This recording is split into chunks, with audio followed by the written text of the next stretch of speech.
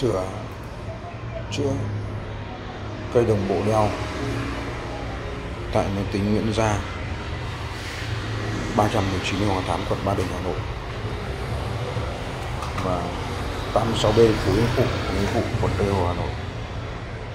Máy tính Nguyễn Gia chúng tôi chuyên sửa chữa các dòng cây đeo đồng bộ, lỗi nguồn, bảo dưỡng, bảo trì, nâng cấp, SSD, RAM.